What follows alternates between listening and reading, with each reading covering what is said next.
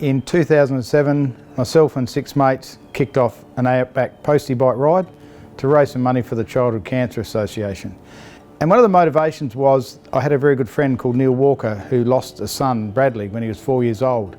Neil and his wife Robin, they raised some money to build a holiday respite house at Victor Harbour. So I thought we can have a bit of fun on postie bikes, raise some money for a good cause, and it also, because he was a mate, you know, something we can put into Bradley's place. So that's how it sort of got started, and as I said, there was 7 of us on the first ride and 2 guys in the backup cars. Had an absolute ball. The Apex Copper Coast retreats bring a lot to families that are experiencing cancer. We came up with the concept of the Apex Copper Coast retreats to give families the opportunity to come to Wallaroo on the Yorke Peninsula, which is really close to Adelaide, and it's quite central in the state. And we wanted families to be able to come here and have a break away from their treatment or their cancer journey, and to be able to just forget about all of that and really create some precious, positive family memories. So if we can give families time to create a memory, that's fantastic. So far 500 families have had that privilege, and that's just gold. It's fantastic.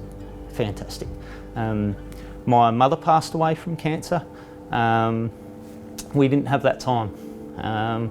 Although she was suffering, we just had no facility that we could actually pull ourselves away and just enjoy and just have that memory. We've heard lots of really positive comments from families. We only received a card from a family this week that said what an amazing experience that they had during a really difficult time in their lives currently, and that they had made some absolutely wonderful memories that they will cherish for the rest of their lifetimes.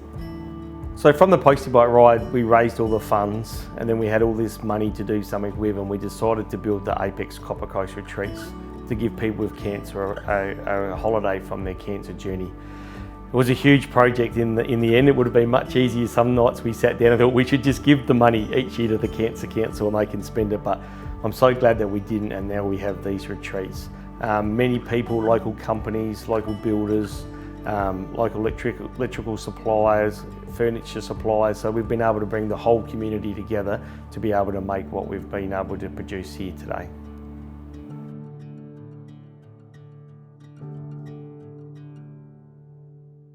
So at Wallaroo Holiday Park, myself as the manager and the staff take a lot of pride in the retreats and the way that they're managed, and the way that we don't charge for our service. It's an initiative that is very well perceived and gets a lot of use. And cancer affects everyone. It's affected me. I've lost my father through cancer, so I guess it's something that I hold close to my heart, and I can see the benefits of having an inexpensive holiday with the family. Would be great. So the park's a lovely spot for the retreats. Location's great because we're right on North Beach, so we've got in my opinion, the best beach in South Australia, if not Australia. And we're only metres from the beach within this retreat that the Cancer Council and Apex have put together very well. So very comfortable. So the perfect location for everything you want in a beach holiday. So when we built the cabins back in 2014, they were roughly $200,000 a cabin. And where do we come up with $200,000 is a very good question. And we actually ourselves for a long time had a dream to build these, but didn't have the capital to do so. The postie bike ride has given us that opportunity to raise funds over many years. So the postie bike ride, what a unique event it is. As daft as it sounds to ride a postie bike through the Flinders Ranges for 4 days, it has absolutely worked and people have had the time of their life. 2008 we had 7 riders, 2008 we went to 28, then we went to 30, then we went to 50, then we went to 70. In the 10th year we had over 100 riders.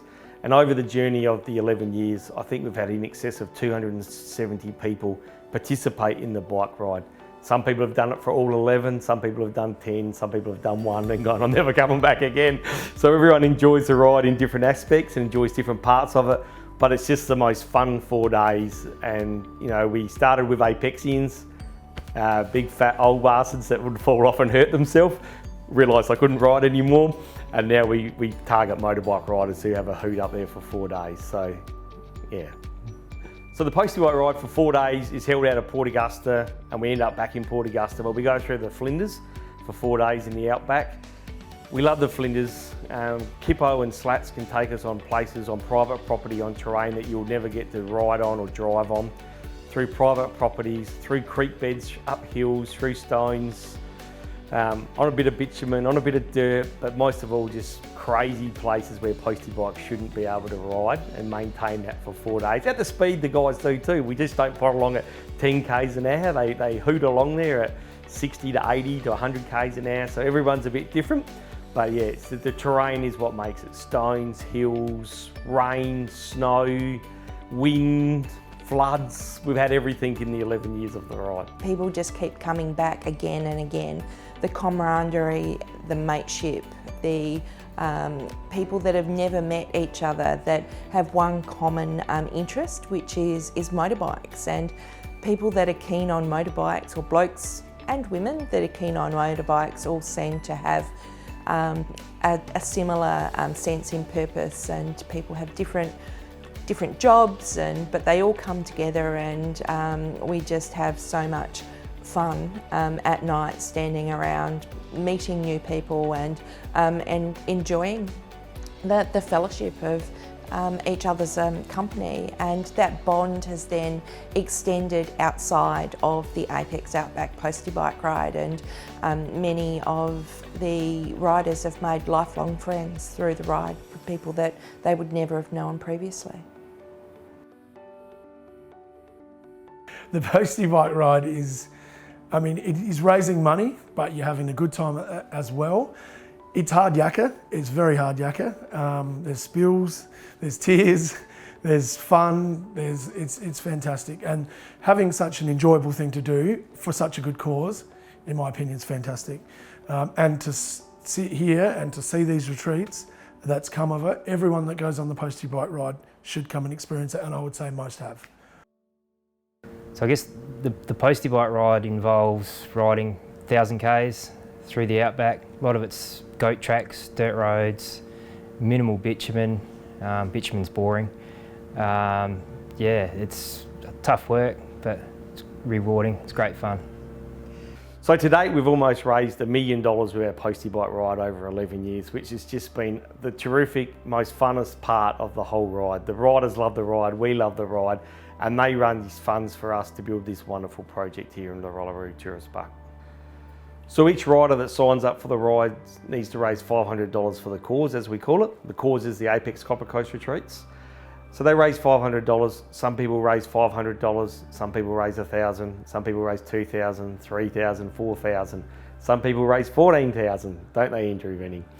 So over the 10 years I've been riding, I've raised a bit over $102,000 now. So yeah, it's good to have the money go to the retreats, to be able to see the retreats and be seeing they're getting used for cancer sufferers quite consistently. They're very highly occupied at the caravan park. So I raise a lot of my money through our family business, send out emails to a lot of our suppliers. I also get a fair bit of money from local community organisations like Apex, Rotary, Lions. Also hit up politicians. More often than not, people are happy to see the progress of the retreats. You know, it's good to be able to show them that we've got Retreat 1, Retreat 2, Retreat 3, and now we've got Retreat 4. It's, yeah, they can see that we're actually doing something with the money. Our riders do an amazing job fundraising for this event, and while they have a great time, they work really, really hard, and it's really hard on their bodies and on their bikes. And if you're approached to make a donation, this is what that donation is all about. It's about changing families' lives and supporting like families in our community. So I do the support role. Unfortunately, I've got a bit of a back injury that prevents me from riding a motorbike any great distance. We have a lot of people that inquire that can't come on the trip. They might be in the same sort of position as me. But all I can say is jump on board, get in contact with a rider and throw them a few dollars. Every single cent goes to the retreats. It doesn't get tied up with administration fees like a lot of charities do these days. Every single cent goes to the retreats and every single cent goes to helping families with cancer. Simple as that. So a Postie bike is a 110cc motorbike. It doesn't have a clutch, it's like a 4-speed automatic motorbike, and where we take it, it shouldn't be able to go. Postie bikes are underpowered, they're fairly heavy, although they're quite sturdy, and they don't have any suspension travel. So, some of the terrain we take them through, particularly once we get into the creeks and gorges, we're beaching the bikes, the bash plate's landing on rocks and you have to lift it over because there isn't enough suspension travel to cope with that. I guess a Postie bike's got no torque, no power, no suspension. Yeah, it's really designed to deliver mail around the town. I guess on footpaths and slowly pottering around the town. Some of the hills we go up and down are really pretty challenging on Posties. They struggle to get up and then the brakes struggle to hold them going down. And then we meet sand where the Postie really doesn't cope very well. It's all about momentum and just doing the best you can once we're in sand. So some guys experiment with them, do different things to them, and we find the more you do that, the more they chance of breaking down. Every year we work on 10% of the bikes don't come back. So if there's 80 bikes, 8 will come back on the trailer. Either the Postie bike's broken or the rider's broken, depending on which one breaks first. So yeah, it's a bit of a battle. Some of those fit boys seem to manage not so badly, but my Postie's got me on it and I'm neither fit nor lithe, so it's, we work hard. I always remember one lad from the Cleaner Club who come on his first year, and we went up what we call Telstra Hill, up the gap there. And he got up the top and said, if there's another hill like this, I'm calling Rescue 1 and going home, because a Postie bike is not supposed to go up this hill. So that's the terrain we're riding through. But they go fast and they run well, and most bikes can hop on next year, no maintenance, kick her in the guts and away she goes again. They're pretty indestructible bikes. So riding on these tracks where we go on a Postie bike ride, I don't know, it's crazy. It's crazy. So these guys are tired. By the end of the day, they're ready for a rest. So we can give them a decent feed at night. We make sure that they've got a comfortable bed. We make sure that they're happy, they're fed, have a few drinks and have a good time. They deserve it. They're doing the hard yards out there, so we give them that. Angarichna Village, Dave and Caroline there are the best supporters we have. They have room for about 80 people in beds there, and then the rest swagger. And then if we move around different places, we've been up to Roxby, to Lee Creek, to Woomera, we've been out to Arkaroola. So there's many different places, but we all seem to always go back to the Angarichna Village, and he can host 80 of us, and then the rest of the guys swag it. One of the biggest challenges of the ride is feeding everybody, and the support crew that we have is fantastic. We've developed what's now termed as Bush Subway, where the guys just load up on the rolls and the sandwich meats and the salad, and it's come a long way from having a Mars bar and a 4X at lunchtime. And that's one of the unique things about the ride. The first time riders think they're going to get a sausage and bread for 4 nights, and that's all they're going to get. And when we've been able to turn up and feed them, like a nice hearty meal at the end of the day after a hard ride is what's blowing them away. A couple of years ago we started feeding the guys for one night with the famous Blinman pizzas, and Dave took it on board that he was going to run a delivery service. So on each seat of the bus he stacks up the pizzas and manages to drive them all the way from Blinman to Angarichna. And we're not talking 5 pizzas at a time, we're talking 50 pizzas at a time, and they manage it, and it's fantastic. So day 3 of the ride has generally been our dress up day, where the riders get dressed up in different costumes over the years. Dean Cook started it. He had a bet with someone that he wouldn't ride from Lee Creek, 50 Ks in a mankini with nothing else on a Postie bike ride, on a dirt ride for 50 Ks. $3,000 was the pledge for his sponsor, and Cookie rode 50 Ks on a dirt ride, 8 o'clock in the morning with his mankini on and his boots on, and that's all he wore for the day, for 50 Ks before he got changed. So from there, day 3's always been dress up days, and we've had Cookie's a bit of a legend at getting dressed up. He comes quite well prepared and puts a bit of thought into it, and he always comes up with an interesting costume. Normally we do see Cookie's butt, probably do you think about it? We've seen it in different forms of G-strings and mankinis and out the back of different things. And then the last few years we've had some great people get on board. Derek's been a great supporter of it the last few years. And everyone gets dressed up. So yeah, it's been a bit of fun and it adds to the atmosphere of the ride. So we've had some people who've accepted effectively dares or challenges as part of their fundraising efforts.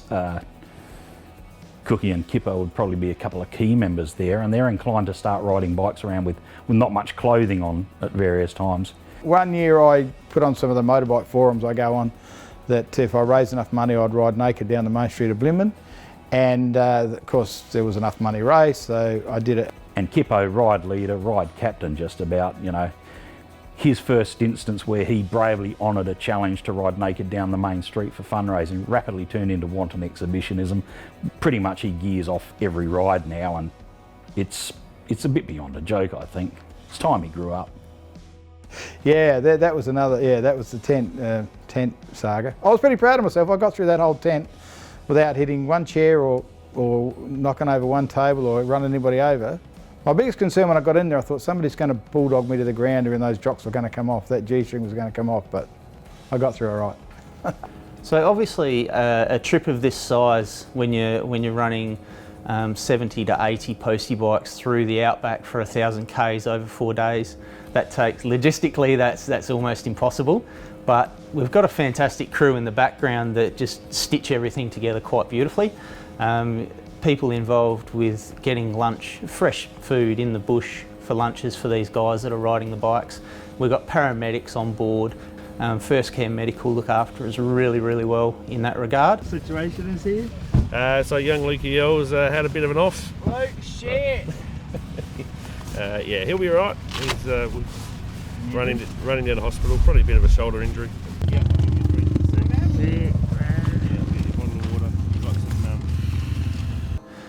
We've also got a team of guys in the cars which pick up the dead bikes.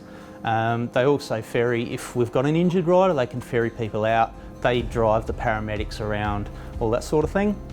And we've also got a crew of guys on big bikes. So their role is basically to run the cornerman system, keep the postie bikes moving so that they get to ride the most and they get to enjoy their day, because after all, that's why they're there. So over the years, we've had some people come along with us with great motorbike expertise and been able to fix them up. We carry, as a committee, we carry several parts ourselves. We buy the tyres and clutches and those brake levers ourselves, and we're able to sell them along the way. We have a great guy called MacGyver who can fix anything. Most of them, he can fix most postie bike rides, and MacGyver's just fantastic and been able to help us out. And those guys, they do a tremendous amount day in, day out, and often late into the night to keep these guys riding the next day. It's really underestimated how much they do and how much time that they commit to this ride every year, and it's just brilliant, just brilliant. We couldn't do it without them, quite simple. If your bike breaks on day one or you break on day one, by day 4 there's not much left of your postie bike because everyone just rapes and pillages it and keeps taking parts off it so they can keep their bike going, and your bike sits on the trailer with a skeleton left on it. So you don't want to go out on day 1 because by day 4 there's not much left of your bike. Oh, the support team's amazing. Yeah, luckily I've never sat in a support vehicle in the 10 years I've been riding. My bike's been on a support vehicle, but I've managed to steal someone else's. Yeah, but without the support crew, we obviously couldn't do it. Without the paramedics, without the people carting fuel, without the people picking up dead bikes, without the people picking up injured people, the support crew is more important than any of it. This year we had 2 postie bikes split in half. Virtually at the frame just split in half and dropped down.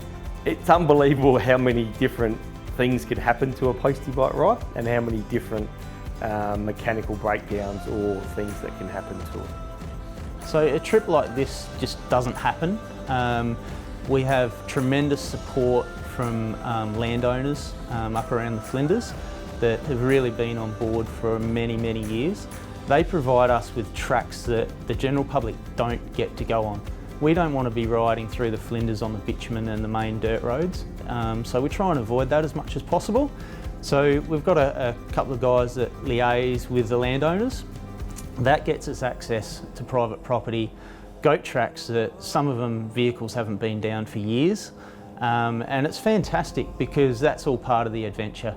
That's why the guys on the postie bikes, that's why they raise the money, that's why they come on the trip, is for that adventure.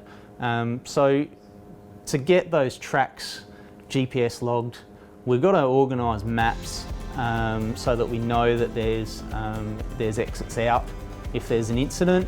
We've got all that to manage as well. So a part of that is 1,000 Ks of mapping basically. Is what it comes down to, so that the trip can go ahead and we know how many kilometres that they're riding each day, fuel range for the postie bikes, all of that sort of stuff. Obviously, when you get a trip of predominantly guys, and guys are renowned, they're not too open about that heart-to-heart, that stuff that touched them. So they're all on the ride for different reasons. There's some that come on just for fun, some that come on for the fundraising benefit. They're there for different reasons, but predominantly it's because they've been touched by cancer. They know someone that's either had cancer, died from cancer, or is being treated for cancer, and that's why they're there. And everybody's story is different, however the foundation is the same, and that's why they're there. While we were building the retreats, while we were in the process of building them, my brother was diagnosed with a terminal brain cancer, and that really gave a lot more power to what we were doing and making a difference, because I've definitely, every time I receive a note from a family, I can see what an amazing difference that has made to that family, and I know that the Apex Copper Coast retreats are going to continue to do that forever and ever. And I feel really privileged, and so does our committee and the Apex Postie Bike Ride committee, to be able to give families who are experiencing cancer the opportunity to come here and enjoy what's here.